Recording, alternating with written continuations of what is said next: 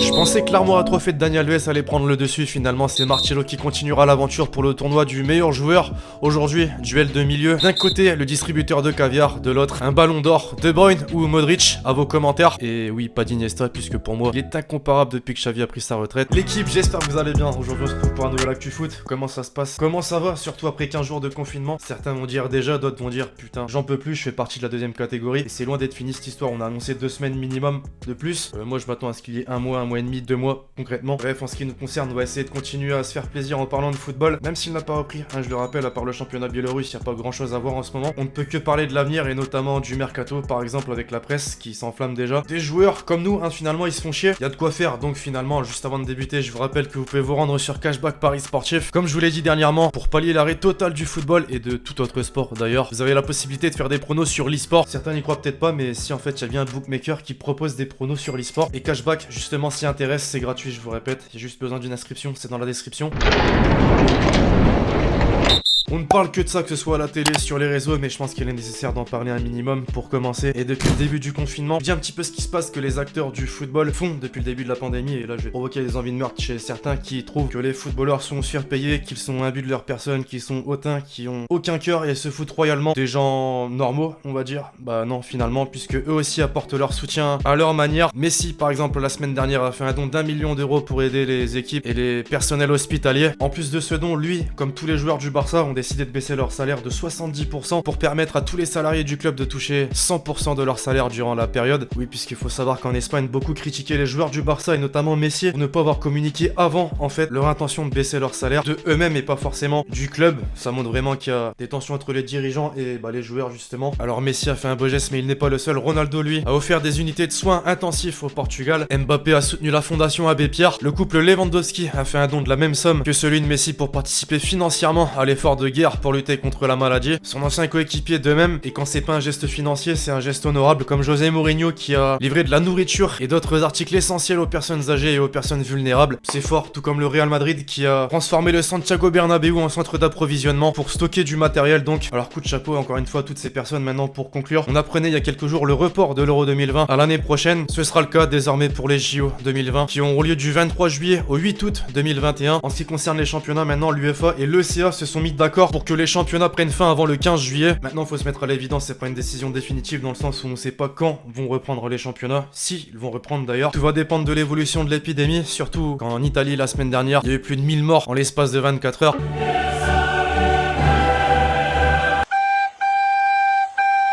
Et si la Ligue des Champions était diffusée sur Canal+ dès la saison prochaine, pour ceux qui se souviennent, le 29 novembre dernier, on apprenait que Canal et beIN allaient reprendre la Ligue des Champions à partir de la saison 2021-2022. Ça peut être plutôt que prévu. Selon l'équipe, face à la crise financière, RMC Sport travaille sur un modèle de sous-licence avec un autre diffuseur français dans le but de réduire la note de la dernière année de diffusion. Et la piste la plus chaude justement mènera à Canal+.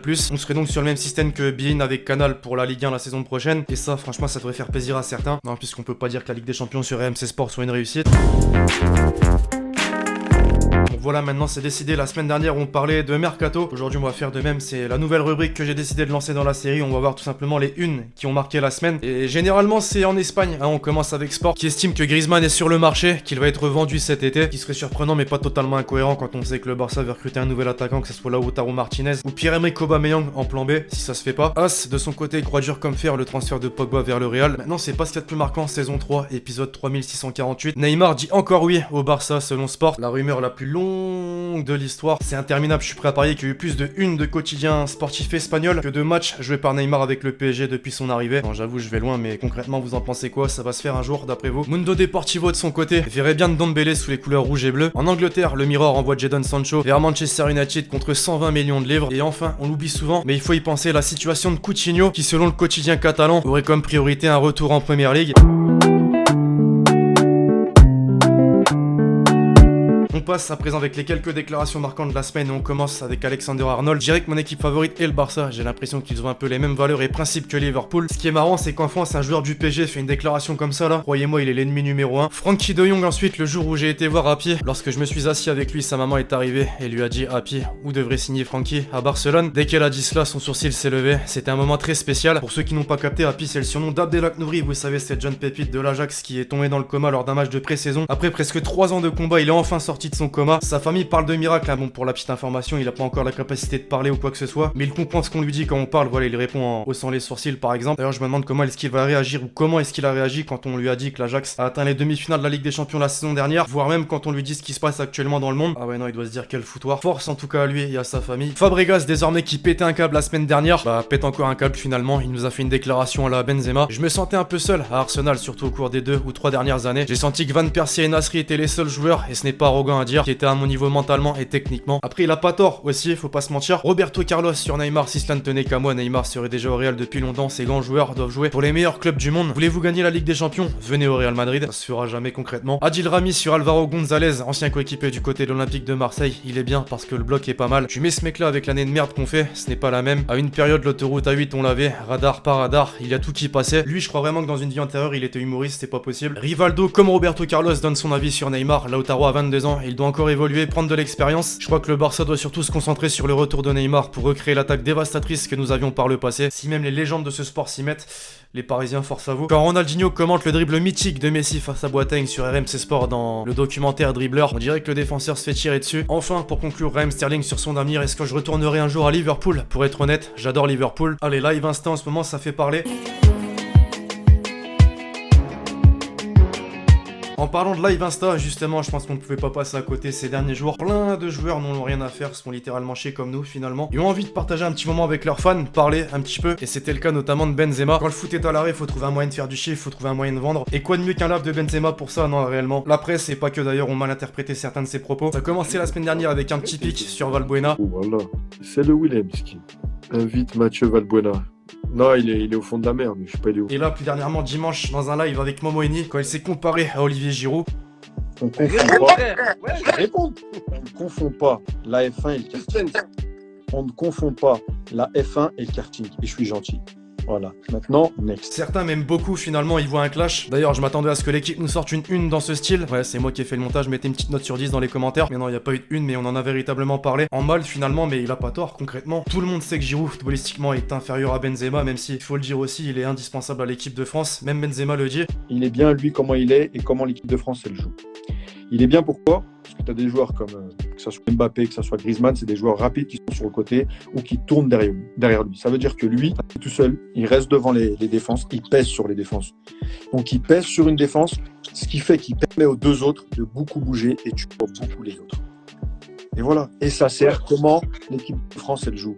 Le bloc, 4-4-2, ils jouent en 4-4-2 l'équipe de France ou 4-3-3 et ça marche. Parce qu'il est là, il bloque et les deux autres. Avec Kylian et Griezmann, ou même tu mets les autres, ça marche. Bien sûr. C'est la seule chose. Après, ça sera pas spectaculaire. C'est pas. C'est ça, frère. Voilà, c'est pas, tu vois, ça va pas. Tu vas pas dire, wow, dinguerie, machin. Ouais, faut le dire aussi, puisque beaucoup ont parlé de karting Formule 1, mais ont pas parlé de ce qu'a dit Benzema ensuite. Bref, maintenant, ce qu'il fallait retenir de ce live, c'est quand même qu'il a fait venir Ronaldo Fenomeno R9. Et ça, c'est très fort. Fumier. Sale. Perfecto, abrazo hermano. Tout ça, ça me permet d'enchaîner avec la perle de la semaine, les tweets qui m'ont marqué. Ce réseau social est fabuleux encore une fois.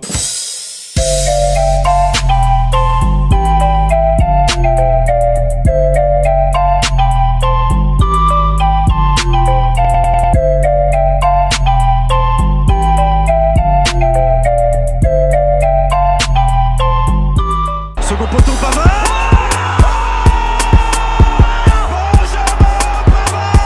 Pour ceux qui ont suivi l'actu foot de la semaine dernière, je vous demandais de m'envoyer vos vidéos sur FIFA, vos buts de fou sur FIFA. Oui, puisque faire un top but sur le championnat biélorusse, c'est pas ma cam. Vous étiez nombreux à m'envoyer vos vidéos, seul problème c'est que la qualité était pas tout le temps présente, et même très peu présente. J'ai quand même sélectionné 3 buts.